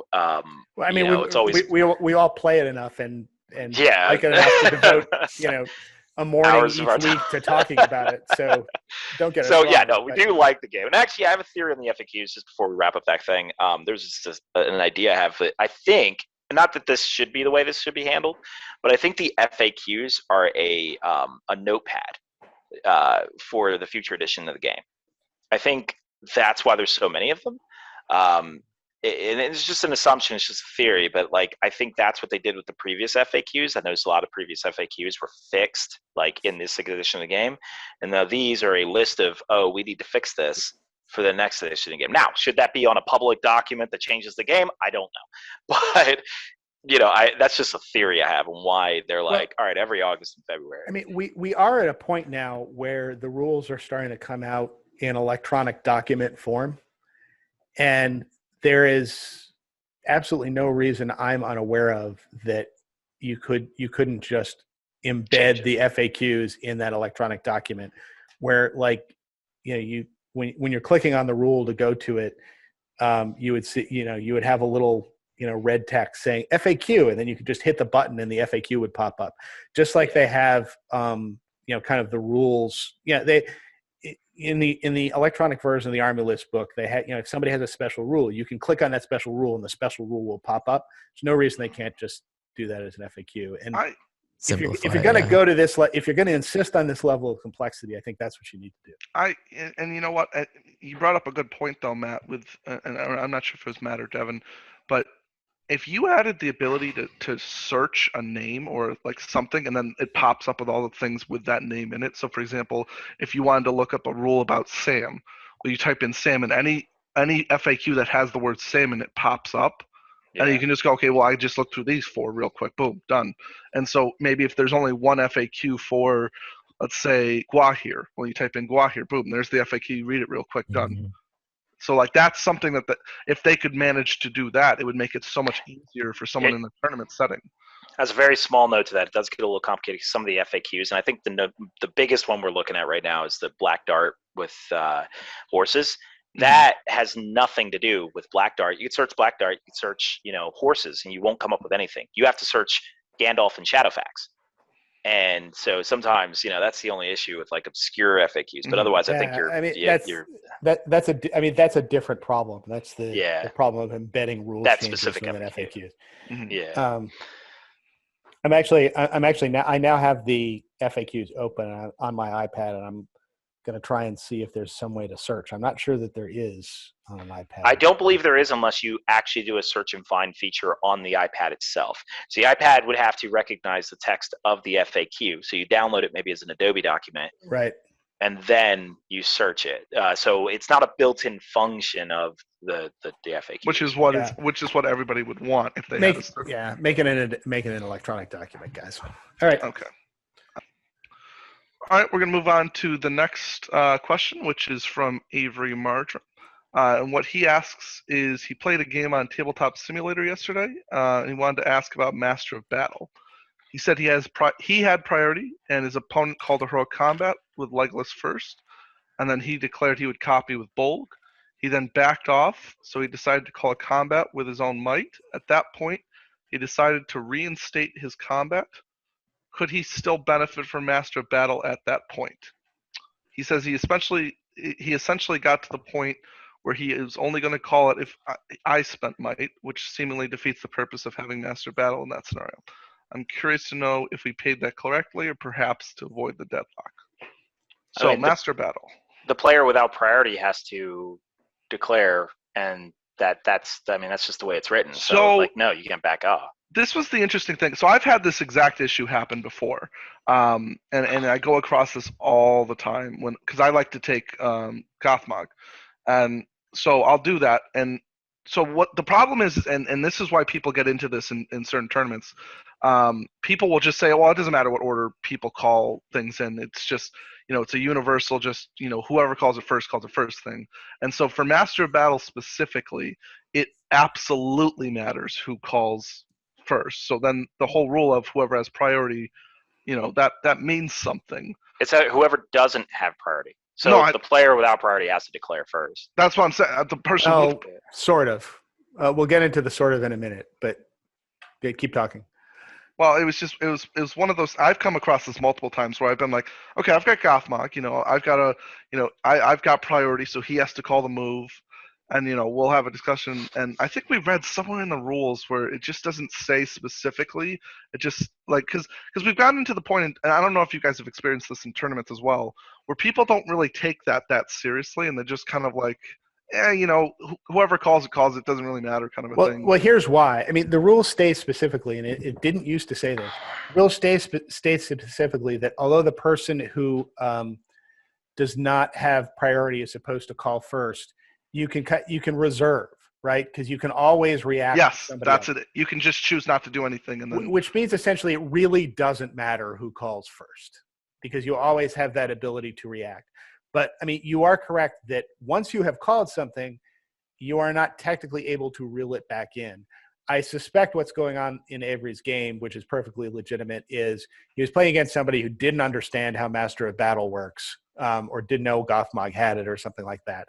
And in that case, it's perfectly appropriate if you're playing against, a newbie or somebody who doesn't know about Gothmog or something like that to give the other guy the opportunity to kind of reel it back in. Because like I was saying, this is another one of these traps for the unwary, right? Once you've done it, nothing's changed on the board. If he immediately says, I want to take it back, You don't have to try and unwind anything else that's happened. So there's nothing wrong with going and saying, okay, if you want to take it back, that's fine. But let's assume let's get past that though, and get to the point. Let's assume that the guy knew what was going on ahead of time, so he did not initially call his combat, and then you end up with this kind of game of chicken about who's going to call the combat first. Essentially, the situation you have works out the way the intended result is the way you played it, which is that the other guy can kind of lurk in reserve, wait to see if Azog is going to, or Azog or Bolg or whoever, or Gothmog, whoever has the Master of Battle is going to call that heroic. And if he does call it in response. And I assume what's going on is it's one of these like heroic sacrifice situations where, Gothmog wanted to do a heroic combat off of somebody, and the reaction was, I'm going to call my own heroic combat. So if mine goes first, Gothmog doesn't get that opportunity to benefit from his own heroic combat. I assume that's what's going on. And in that situation, yeah, I mean, even when you have Master of Battle, you're in that situation where, if you decide to call it first, if you take the opportunity to go ahead and call that heroic combat, you've lost the benefit of your Master of Battle going forward. And that's the way it's supposed to work. And the same thing with a strike, right? Like if Gothmog, who's fight 5, goes in against another hero who's fight 5, if the other guy calls a heroic strike, you get to counter it. Whereas, if you call it, you got to spend your might to do it, and the other guy can then spend his might to counter it. So one thing I will clarify on Matt's comment is that I think this is only acceptable when you're fighting against new opponents or in casual events. If you're on top tables of Articon, Nova, ETC, whatnot, you are going to be very frowned upon and probably not even allowed to go back on your decision, because when a lot of times when someone makes a decision on a heroic action, which of course the player without priority has to declare it first, the other player shows their hand. Like there's things they're counting on that you're not paying attention to, and maybe because you know the rule exists, but you're not paying attention to it. They're counting on that, and as soon as you declare, a lot of times there's a clarification. You say, yeah, I'm going to call her a combat Gothmog, and then the other player is like, okay, her combat with Gothmog. They mark it down. Everything's been sorted. That's happening, and now they show, all right, I'm going to do it now with this person, or I'm going to call a strike with this person, or whatever. And then you're just like, oh, I forgot about that. Now I'm going to take it back. That is very discouraged on high level play, because like I said, you oftentimes a very revealing decision is made in reaction to you doing something like this. So just keep in mind that. I agree with that, and it's part of the strategy too, to kind of like have certain rules kind of in your back pocket, waiting for their opportune time to do something. Like even like, let's say you forget to like cover somebody like a hero, and then like it's their turn, they shoot, they kill the hero. You could even say like, oh shoot, I forgot to put a guy in front of him. Can I go back and put a guy in front of him? It's like, no, like there's those certain things on top table where it's like even the micro movements. Yeah. But like we're differentiating from like a new player, casual tournament, and like top table. And if you're not on top table and you're playing somebody who like doesn't know that Gothmog has Master Battle or what it does, well, yeah, it's totally different. Yeah. By all means, you should explain it to him and then let him take it back if he wants. I mean, if you've already gone on, right? If you've then called like the next 6, heroics, and then started to resolve them, and somebody goes like, oh wait, maybe this was a bad idea, I want to take it back. That's too late. At that point the game has moved on. But if it's like an instant thing where you like explain the rule to him and he's like, oh well, I didn't know that, can I take it back? That's the situation where you I'm just not happy with the whole deferring thing. Like, the whole point of Master Battle is I win priority. Yes, I know they're going to have to call a heroic strike against me. I know they're going to have to call a heroic move. So I'm going to get a free point of might, and they're going to have to call it. And so when you get to go, no, you don't get to use your special rule, because I just, I'll wait for, you to call it or whatever. I hate it. No, well, that's actually an important element of the game. Like, if you're trying to copy Heroic Strike, but the other person has a higher fight value than you, then that's something you calculate in. Like, someone sends in a Fight 7 character against your Gothmog, well, they don't have to call Heroic Strike, and you now are forced to. And that's actually an element. Like, that's actually a strategic element of the game. It's a limitation on Master of Battle, and I think it's an appropriate limitation. I mean, by the way, it didn't used to be that way. I mean, just a little back history. There was this divide between Australia and the UK and how they used to play heroic actions, because the way heroic actions used to be written, they did not have that specification in there saying specifically that you could react even if you were the player who lost priority and you had passed. The rules didn't say in there that you had to react, or you had the ability to react to something somebody else called. So there was this interesting kind of game within the game if you played the rules kind of as written, which the UK didn't. If you played the rules as written, if you were the player who lost priority and you passed, then the other guy had, he could then call whatever heroics he wanted to after that point, and there was no way you could react to that. So there were situations where you were sitting there cringing, going, do I spend the point of might to make the strike because he might call it the next time, or do I pass? Then I'm out of luck, which was an interesting take on the game. But that's since gone. I want to make one thing clear about the top table. Sometimes there's a very obvious intent of what you intended to do, and it has to be super obvious, almost to the point where you can almost mention it as you're doing it. So let's say you engage one model, and it's very obvious you were going to call her a combat, but you forget to do it. That's oftentimes a time where a lot of people will potentially, depending on how the interaction played out, but potentially allow you to go back and be like, yes, it was very obvious what you were trying to do. Sure. And that's, I think, most common when you move someone 7 inches away, but somehow you mismeasured it, and it's actually only 6, and then the opponent gets a charge, and it's it's pretty obvious what I was trying to do. Yeah, clarification is the best. Like Devin and I, when we play, it's always clarification. Hey, I'm leaving an inch open so this guy can go charge through. Hey, these guys are 7 inches away. So, and even with the new mats, when you play the game, models still scooch and scooch. So always clarify to your opponent, this is this, I'm doing this, have a clear intention. Yeah. I'm always going to wish that they changed that, but maybe that's my own personal opinion. But if you guys say it's fair, then it's fair. I just you, Tim. Yeah, exactly. It's because you love Mordor. You're no, but I mean, I'm always going to make that argument of well, okay, so Gothmogs fight 5, so against most things that are striking nowadays, they're going to be either fight 5 or higher, most likely fight 6. So strike's almost. He's not meant for striking. He does that. But the Gothmog is meant to copy the heroic move. Yeah, but he's a general, not a fighter. So the heroic move, though, here's my issue with it, right? Let's say we both want to win the heroic move, right? And so you defer, and then I, choose not to use a might. Then it's the same situation, but then I don't deplete you of a might because you get to do that. But then it's still going to be the same concept, but now you've saved a might because of that. It's the benefit of having priority, right? So if you have priority, then it's the benefit of it is you get to wait till they make the first call, because you already have the heroic move, right? You have priority. Unfortunately, Master of Battle does become far more useless when you don't have priority, and I can understand the problem with that. I just don't think it's as useful as most people seem to think it is, but that's just my opinion because of the deferring.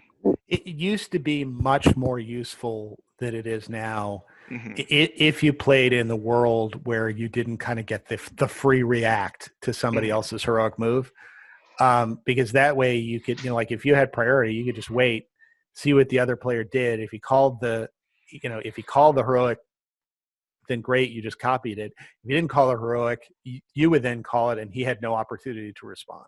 And I mean, Master Battle was really potent back in those days. Yeah. Okay. We'll move on to our last question for this episode, and it is by Leon K. Unfortunately, we're only going to answer the first question.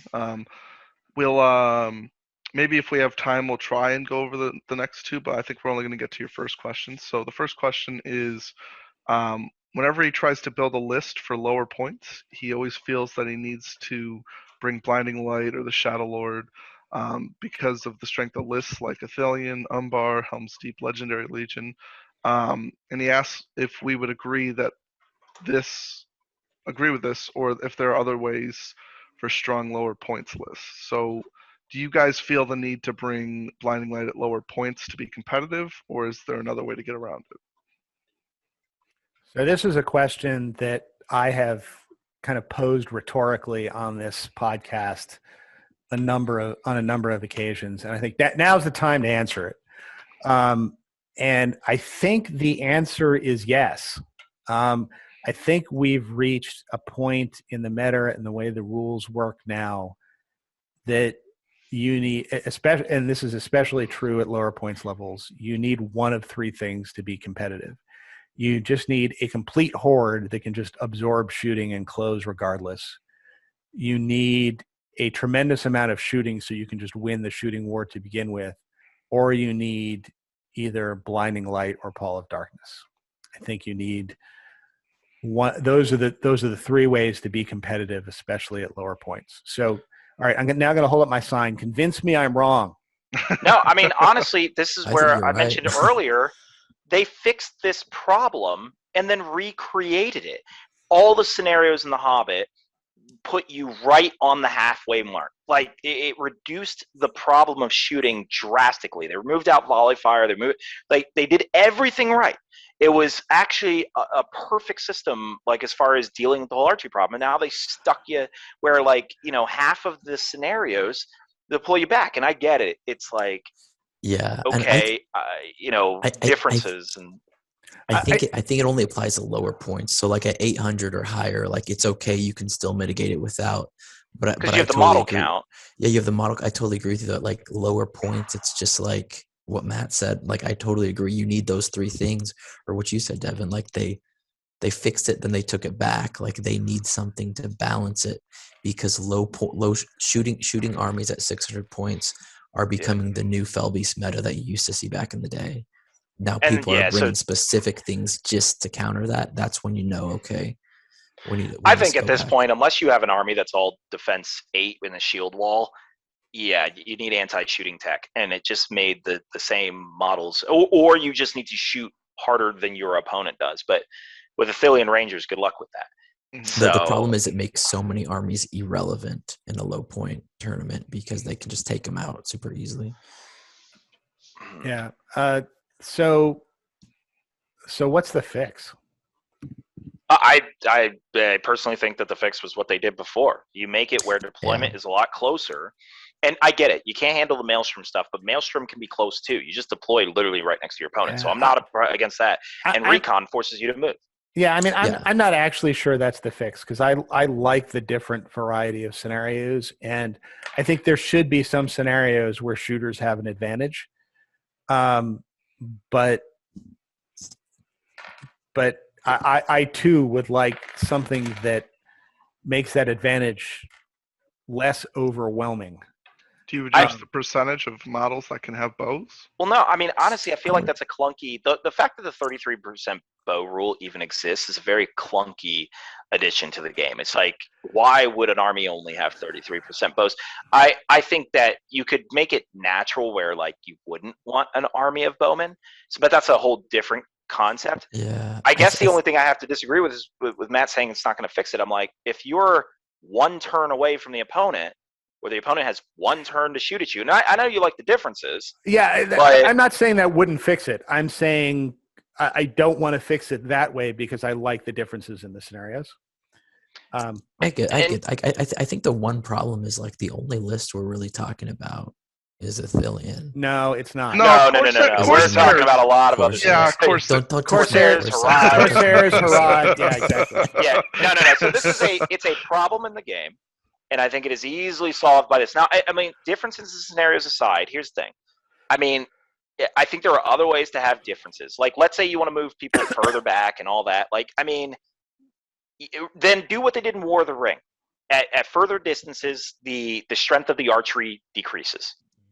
maybe that's a solution. I'm not really saying I think that's a less effective one, but it's a solution.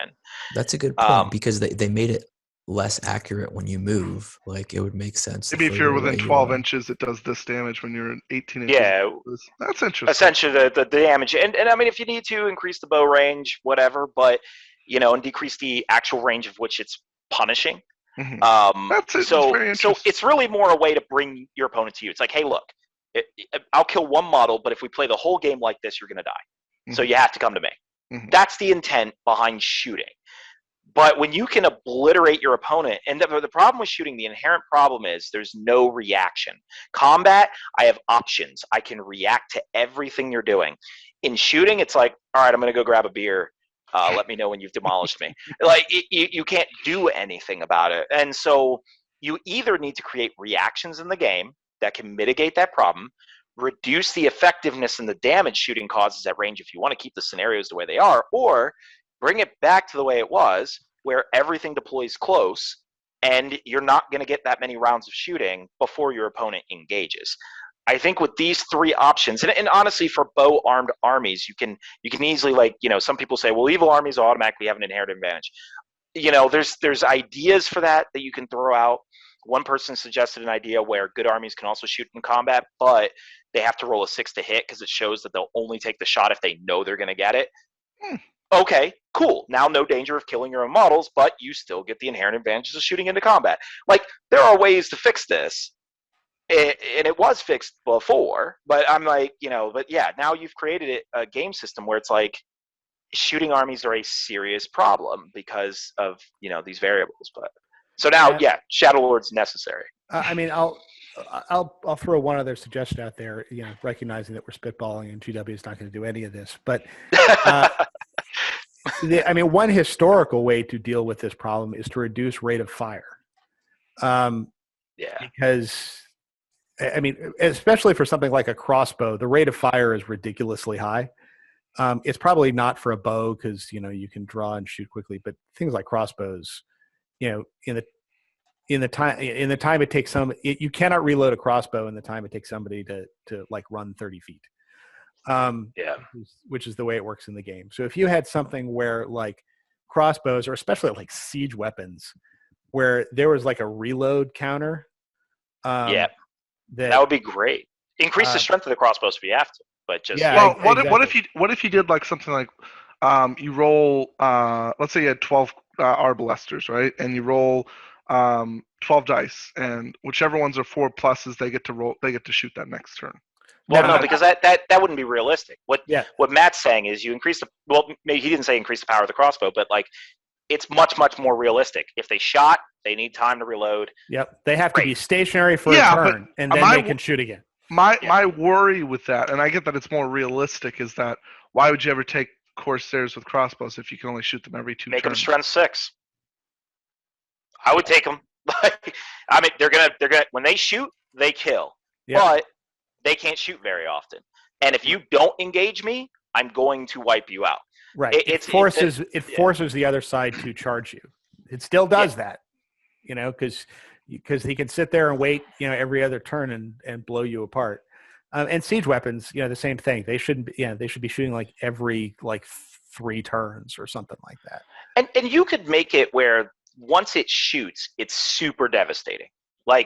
Obviously, when you have a weapon you can only fire once or every other round, then make it very powerful. That's not a problem. When that thing fires, something is going to happen. But, when you have the opportunity to fire every single turn and you get consistent hits for some reason because your dice are hot, it creates some problems. Yeah. The other thing you could do, and this is you just make, for example, bows, you just make them more expensive. That's part of the problem, right? Is that they're, for things like Rangers of Ithilien, the bows are undercosted. And, maybe they ought to be 2 points for a regular bow and 3 points for an elf bow or something like that. Especially if, you can keep the crossbows the same points and just make them shoot every other turn and then just yank up the cost on the other bows. So you just see less of them on the table. And here's the thing. Doesn't that kind of defeat the purpose of certain armies, though? Like, No, well, so Tim, I think what needs to be established in the game is what is the point of archery? In this game, what we prize, every single one of us prize something mostly revolving around the combat phase. The combat phase is where this game shines. The shooting phase is not interesting. It isn't. If this game was just the shooting phase, you would be totally bored out of your mind. Okay, no one would play this thing. But the point of shooting is to dictate movement and to encourage someone to come to you. If that is the point of it, then obliterating your opponent off the field before the combat phase hits is making the game worse.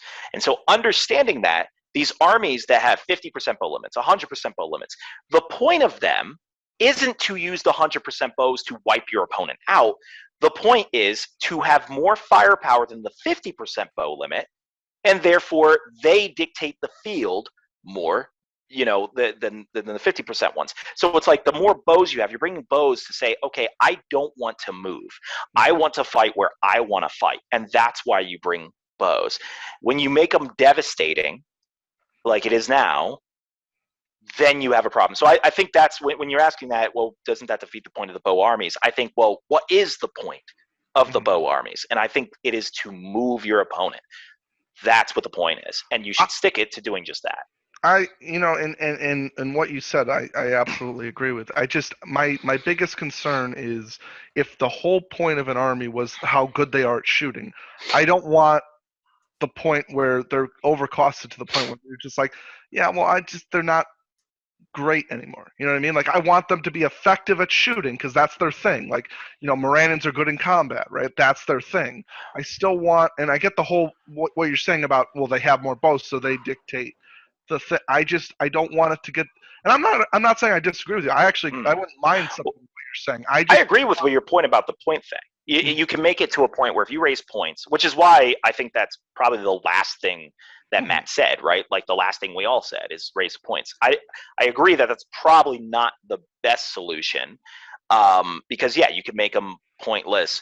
And then for those armies that only function at range, let's say Athelian Rangers, let's just say, or Hobbits, even better example. Let's say they're just, if they can't shoot, they just are terrible, and therefore those armies will die if shooting gets nerfed. Well, then you give them a way they can fight in close combat a little bit more unique to them, whether they're a guerrilla-style force or something like that. Like, you can create interesting dynamics. The Rangers of Athelion can get ordinary Minas Tirith guys that can fight in close combat, and they would actually, if you made the archers more expensive, you may actually see some of those other guys creeping in. I mean, just another thought. I mean, if you wanted like a simpler way to address this whole, have people shoot less, whatever. I mean, you could just make every shoot value in the game one higher than it already is. Yeah. And which kind of has the same type of effect of without having to keep track of which guy shot last turn and which. Would you decrease the strength of every bow by one? Maybe? No, you keep the strength the same because I think the wounding is fine. You just make it less likely that everybody's going to hit, and that has two bonuses. One is it effectively reduces the amount of wounds that you're inflicting in the same way that a reduction in rate of fire would work, and it does it for guys that have bows as well. Because it's reducing the number of wounds that you're putting, which means somebody can run across the field at you more effectively. The other thing is it reduces the effect of blinding light and pall of darkness, because there are going to be a bunch of situations where they're shooting on sixes anyway. So the spell is essentially irrelevant. And keep in mind, anyone who's listening, any of these suggestions we put out, we're only saying to do one of these. Don't do all of these. Yeah. Because they did that with ring rays. They were like, ring rays were too powerful. What should we do about it? Well, decrease the effectiveness of magic, increase resistance, decrease the monster brew power attacks, increase the Xeric strike. They were in like a boardroom. They're like, literally anything you have, we're writing it. That's going. Wipe them out. Got that? What you want, Jerry? Yep, we'll do that too. So yeah, you would do one of these. I mean, the Rangers of Athelion would still be the Rangers of Athelion if they hit on fours, and they would still have all the advantages of drawing people towards them. If they hit on fours, if the other guys are shooting back at them on fives, right? So I wonder if that's just a simpler way to. I have adjust no it. issue with what you guys are saying. I just don't want it to get to a point where bows, an army that is their whole point is bows, are just they're not good enough anymore. So now that their combat's not good enough because that was the bow, I don't want them to be imbalanced. Is my whole point. And see, So Yeah, most of the whatever armies, happens to make it fair, make it fair. Just I don't agree imbalance with the you armies. too. I agree Most with you of too. the- I get that it needs to be nerfed a little bit, but I don't think it's.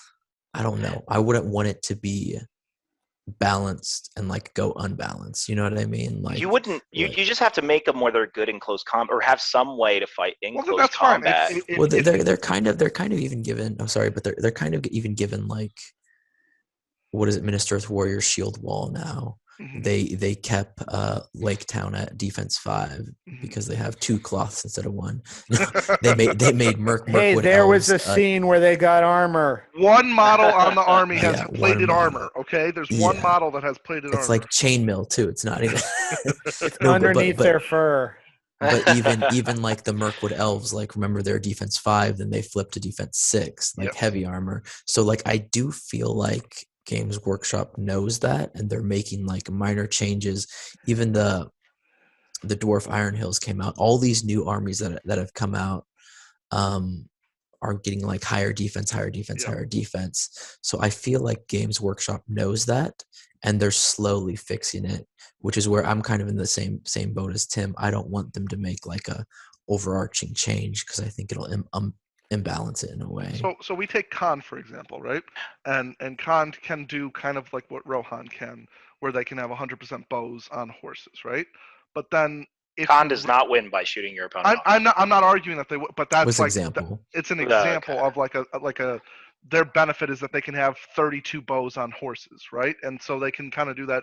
You know, we shoot and then we attack thing. But if you nerf them the bows enough and you don't help them out offensively enough, Mhm. then why would you ever take Well, them? this is where I say you don't implement all these changes. You just do one. The purpose is to dictate movement. You try to figure out, okay, what is the purpose of these things?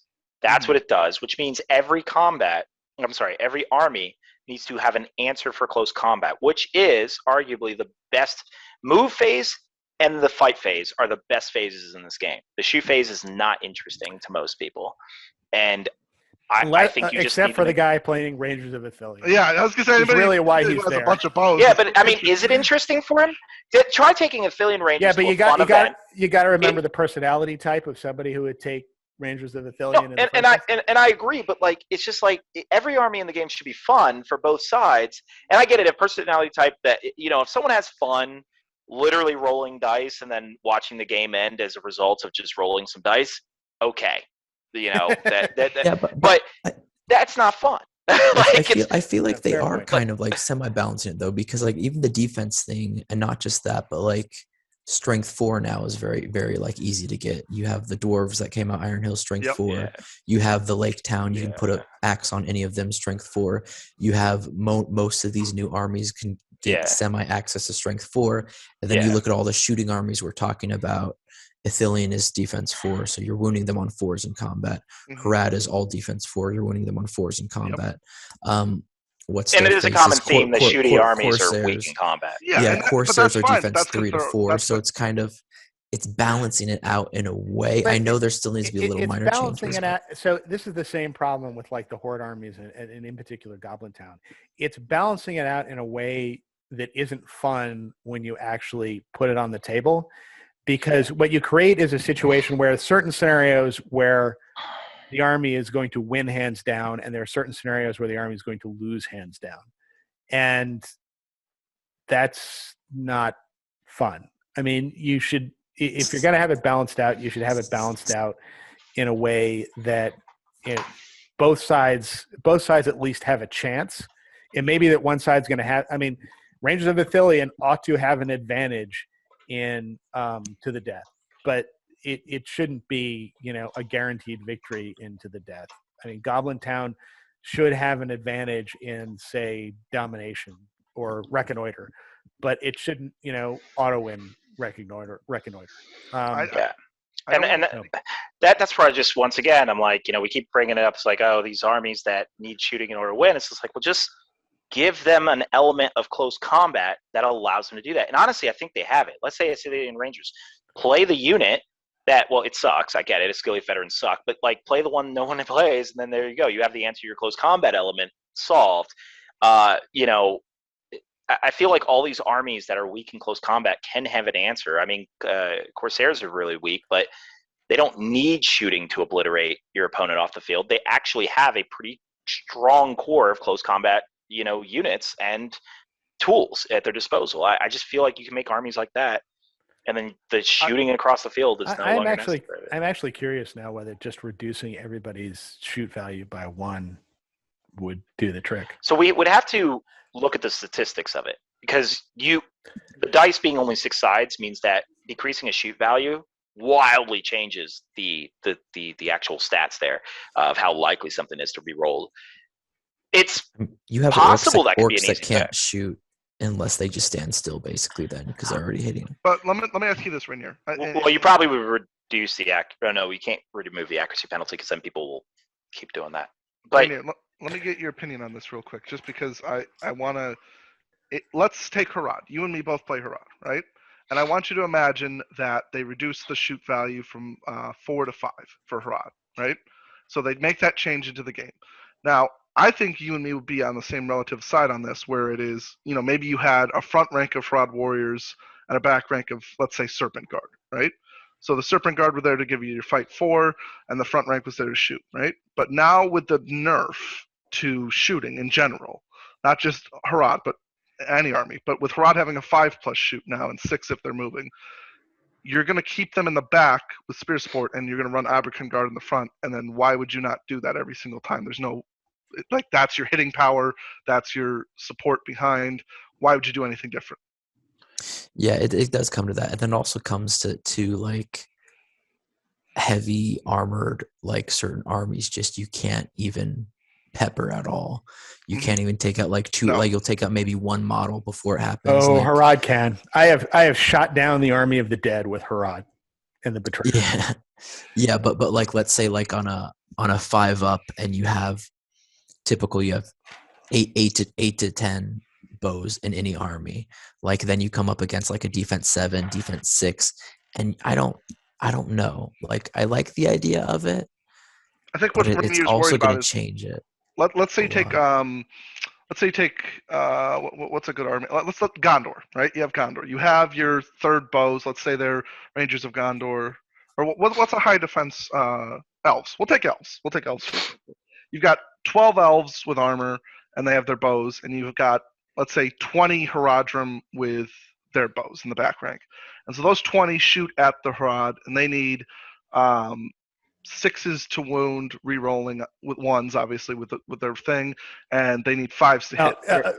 Effective. I mean, if you're doing this effectively with Rod, they're re-rolling everything because the Betrayer's there. Well, the Betrayer, but let's just assume that we didn't take the Betrayer. I'm just using a no gimmicks added into the situation kind of a thing. Mm-hmm. And so they have 20 dice re-rolling 1s on a 5-up to hit. The elves have 12 dice on a 4-up to hit, wounding on 5s. And so what Rainier, I think, is talking about is he's worried that the higher defense armies with shooting are always going to outmatch the Harad, because even though they have more bows, they hit less, and they're not as armored, so they can die easier and they hit less. Well, you've just dictated the movement now. I mean, okay, so Harad's going to lose the shooting war. But the Harad's looks like Harad's got to move. But Harad has no like once you hit combat, Harad has lower defense, Harad has lower fight. Well, yeah, but that's what I'm saying. Heroes.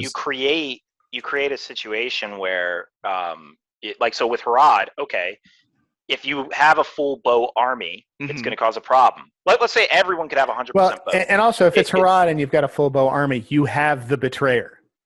So you're re-rolling all. You're re-rolling all. Well, I'm using Harad as an example. But let's just say you don't have the Betrayer. We'll keep with the Betrayer, Betrayer option. But like, I get it that the idea is Harad. They'll jump into close combat with the elves, so they lost the shooting war. Now you're saying, oh, they're going to lose the combat war as well. Well, they need tools that allow them to work in close combat. Well, oh my God, they do. They have Serpent Riders, they have Akraban Guard, they have heroes, they have things they can use. So what you're basically telling me now is, oh, I can't play my 50% bow army because it's not as effective. Well, congrats. You've just now brought the game back to what is actually interesting and fun. the combat phase. Shooting is not meant to obliterate your opponent off the field. I know, but this army, their whole... So Harad brings the horde. It brings the wave. It has 50 models for the elves, 30. I think the problem though is what we're referring to is their army bonus is all about taking that 50% bows. That's their... Well, I know. You just change it. Let's say everyone can have 100% bows. Give it to everyone. Honestly, it's a clunky rule anyway, but you make shooting where you wouldn't want to give it to everyone because either the shooting is just only an effective driver or it's too cost inefficient, as Matt said, or something like that. And then now it's just a driver. That's all it does. It's like you're killing a few models and they're coming to you, and Harad wins, not by playing its own special rule. Remove that. Add something new. I don't know, make poison more interesting, whatever. And then they shove into combat, and their advantage against the elves is their tools they brought to the table.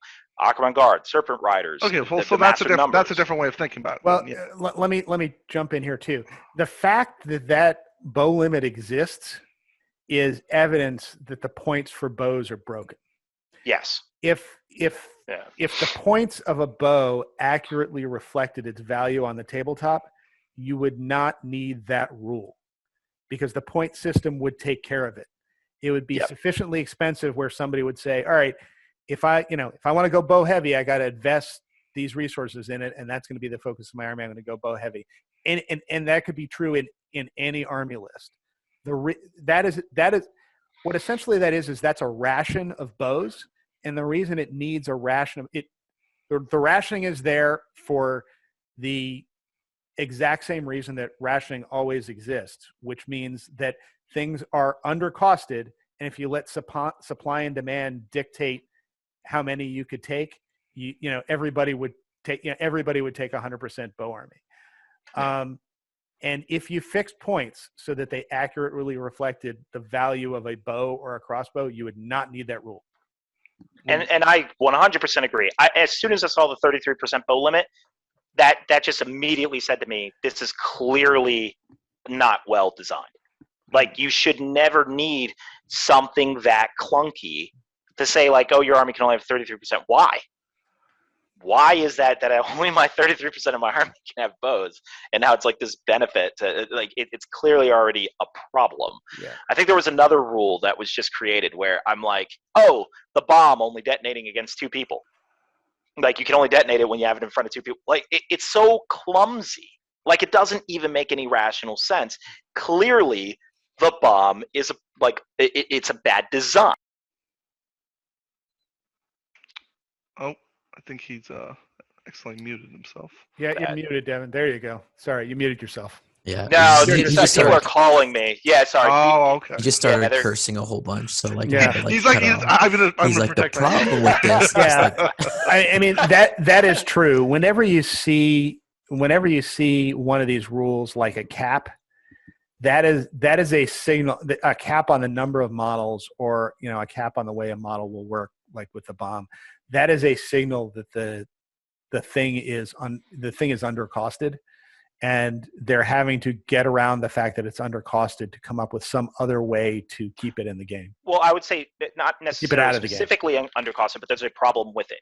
So in the case of the bomb, the problem is you can detonate and blow yourself up and win the game. Well, yeah, I guess that's a different case. Different case, but yeah. Whenever you see a cap on the number of things you can take, that cap is there because the things themselves are undercosted. And if they just let free market economics take hold, you'd see nothing but those things in the game. Yeah. Okay. I know we could probably talk about this for an hour. I think we gotta finish up. Titling this episode is things we would change about the game. Things we would change about the game. Why don't we title this episode "Free Market Economics"? Yeah, there you go. The team today will discuss free market economics and how it applies to SPG. Let us know in the comment section below what you guys thought about this episode. Maybe we'll do another one in the future if everyone enjoys it. And let us know any ideas you'd like for future episodes for ideas to speak about. Any lists you have for future episodes as well, so we can go over them. And we just hope you guys have a good weekend, all right? Bye. All right, see you, everyone.